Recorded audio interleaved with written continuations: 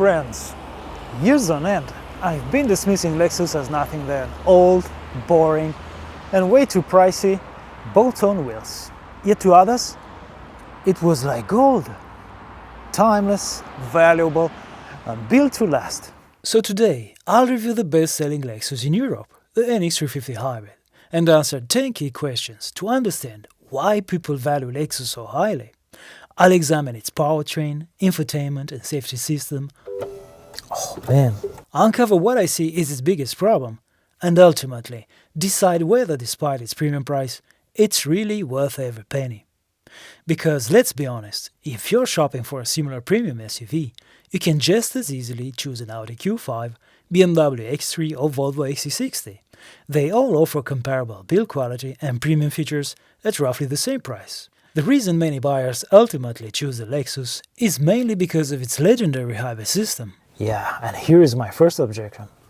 Why buy hybrid when they're so complicated, not to say expensive?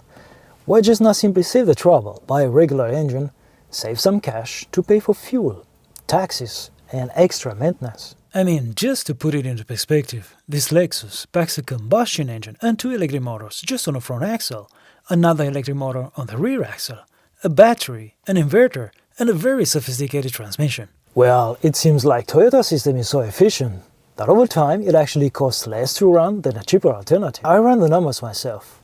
I compared the NX350, so the pure combustion engine, to this hybrid.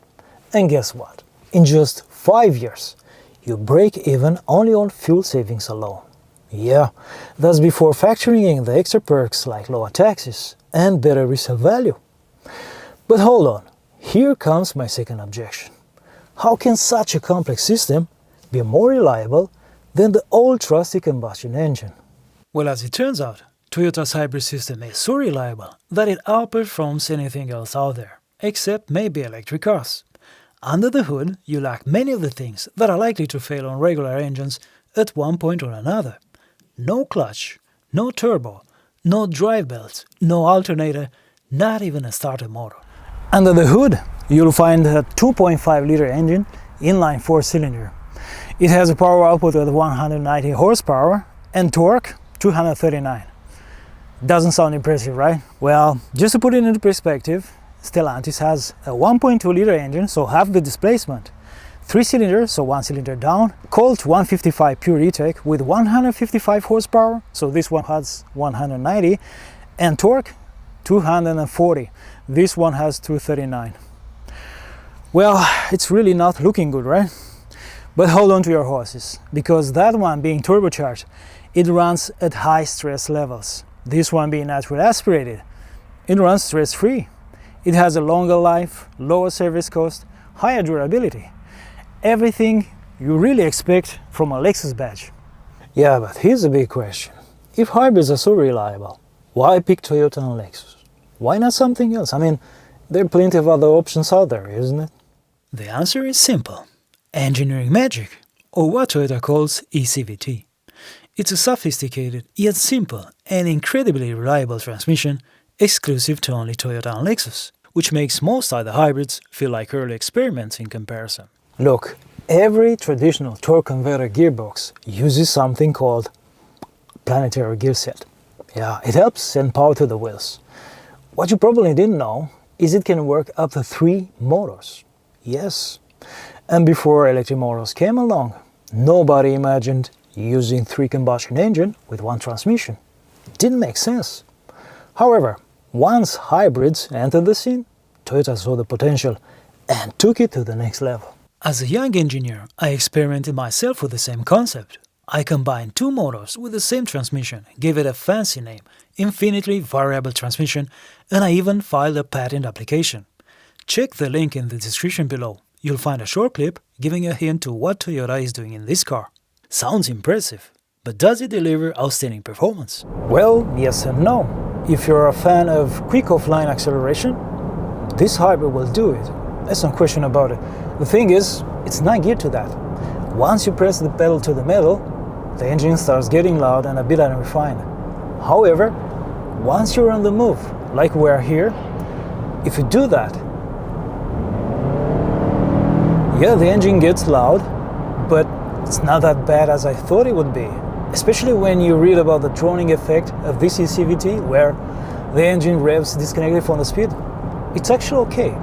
It takes this Lexus 7.8 seconds to reach 100 kph. I wouldn't call it slow, but clearly its priorities are comfort and efficiency over raw speed and driving dynamics. Again, exactly what its buyers are looking for. But you won't buy a Lexus just because it's efficient and reliable, while its infotainment experience feels stuck in the 90s, are you? And let's be honest, previous Lexus systems were clunky, slow and frustrating to use. They even relied on a touchpad at a time when Tesla had already made car tech feel as simple as a smartphone. Today, however, Lexus has changed that. And here are the highlights. First, unlike the Tesla, which puts everything in one screen, Lexus comes with a three-piece design. The central touchscreen, the driver display, and a heads-up unit, which is optional. This car doesn't have it. Second, Lexus still keeps physical controls for climate and volume, something many competitors have completely ditched. And third, it finally catches up with the tech people expect today. Voice assistant. The start of the show is this massive 14-inch touchscreen. It's fast, responsive, and unlike the Tesla, comes with Android Auto and Apple CarPlay. It just takes a little bit too long to boot up. The driver display feels expensive. It's like a luxury item displayed in a luxury store window. It's beautiful. It changes graphics and color depending on your drive mode. This is a massive improvement and something many wouldn't have forgiven Lexus hadn't they done so. And when it comes to driving tech, the real star of the show is the ADAS and safety system. It's not that Lexus packs more features than anyone else. It's how they elevate the experience to an entirely new level. But first, let's make a quick summary. The Lexus Safety System 3.0 comes with everything you'd expect in terms of safety. Emergency braking with intersection function and rear traffic assist, intelligent speed assist, lane keep assist, driver monitoring system, which is not done with a camera. And that's a big plus. Trust me, the camera is so annoying. It's radar-guided cruise control, supports start-stop traffic, and curve management. It gently helps you with braking and steering through bends, so you don't miss a corner. I haven't had the chance to test it, so I can't tell if it's any good, but this is something not many others are offering. But the real highlight, and trust me, you won't really appreciate it until you've tried the other systems, is how user-friendly this one is. I mean, can you imagine being in a long-term relationship with somebody you just can't stop having an argument with? That's exactly what the other systems feel like, including the one you'd expect to be the best, the Volvo. Or to put it differently, this truly feels designed for real people, and not just for ticking boxes on a spec sheet. First of all, look how easy it is to deactivate different kind of features with just a simple tap on these tiles. Yeah, I know. With the next ignition cycle, everything comes back again. Let's see. Oh man, I told you, it's slow to boot up. Yeah, you see. But the next thing, you go in settings, under driving assist, driver support. For example, lane departure warning. You can set it to audible, and it stays like that. It doesn't come back to annoy you with vibration and pulling the steering wheel. That's very good. And did I mention the over-the-air update? Well, this being a safety-critical system, Lexus doesn't allow it. So you can rest assured nothing will go wrong next morning. If something needs adjustment, well, you just have to pay the dealer a visit. So far so good. However, what about my objection about Lexus being overpriced? You see, after everything I've told you with the powertrain and the infotainment system, I must admit, I'm not as convinced as I was at the beginning this is overpriced. However, on the other hand, I'm still not fully sold on spending over 68,000 euros on this car. That's almost double the price of my X3, which I'd argue beats the Lexus in several areas: performance, cabin noise, and even ride comfort. Remember when I said this isn't a complete love story? Well, this is what I mean. Its biggest problem is Toyota. Yes, look, I know a couple of people wouldn't like to admit it, but underneath you will find a RAV4. Same car. I know, there are a couple of differences, like materials, soundproofing, even performance tuning. But it's really hard to escape the fact that a Toyota will set you back 48,000 euros with 20,000 less than this one. And last time I've tested, the cabin noise was higher than I was expecting. Even in EV mode alone, it was still louder than my X30. My guess is the round flat tires. They're notorious for adding road noise. So before answering the question if this NX is plenty of value for money, let's see if it comes with the kind of ride quality and interior luxury you would come to expect for this kind of money. But now it sits on different tires, and there's a significant difference. Much lower road noise.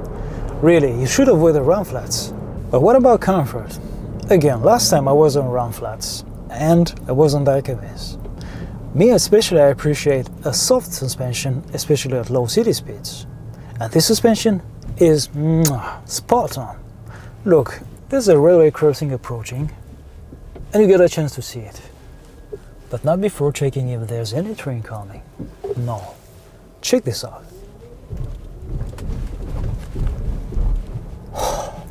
It's like on soft pillows. Man, it's exceptional. But hold on.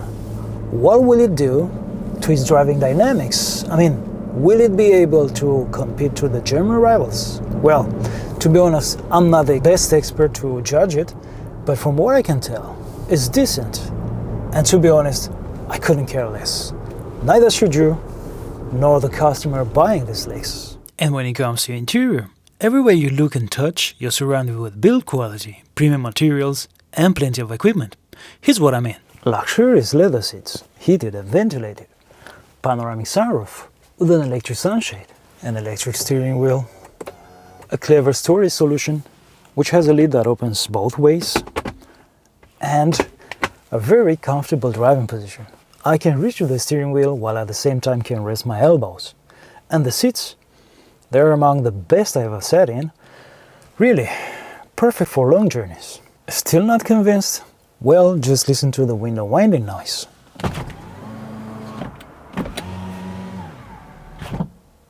Pure premium.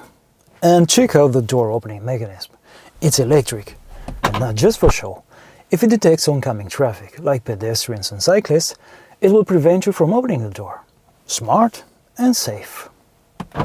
But still, I know at least one Chinese car that feels just as premium, delivers better performance, offers close to 200 kilometers of EV range, and it's much better priced. Again, we're back to price and value for money. Why does Lexus believe it's worth spending the extra on this NX?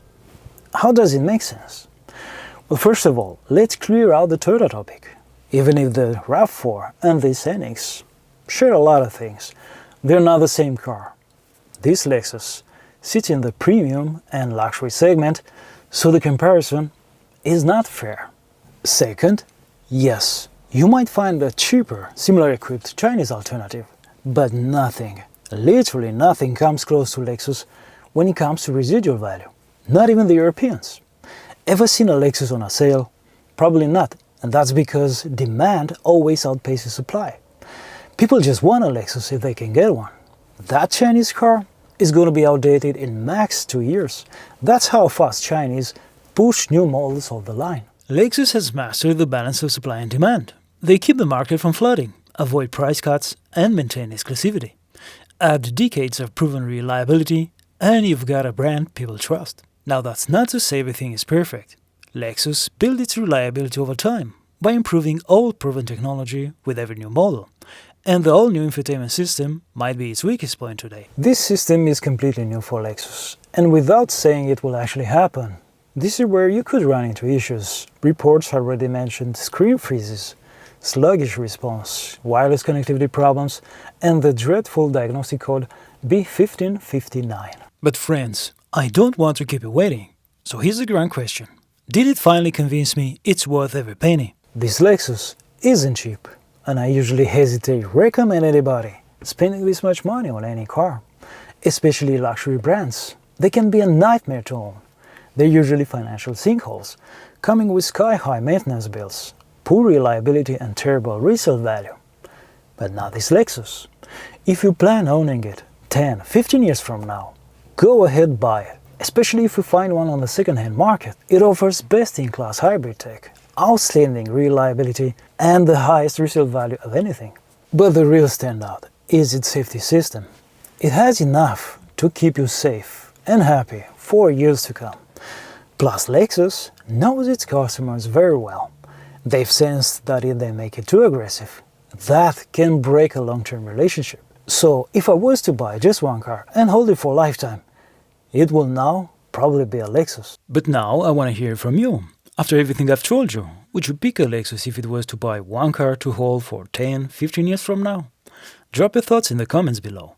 And if this video wasn't a waste of your time, please subscribe and give it a like. It helps me a lot. And if you don't want to miss what's coming next, don't forget to turn the notifications on. And until next time, thanks for watching.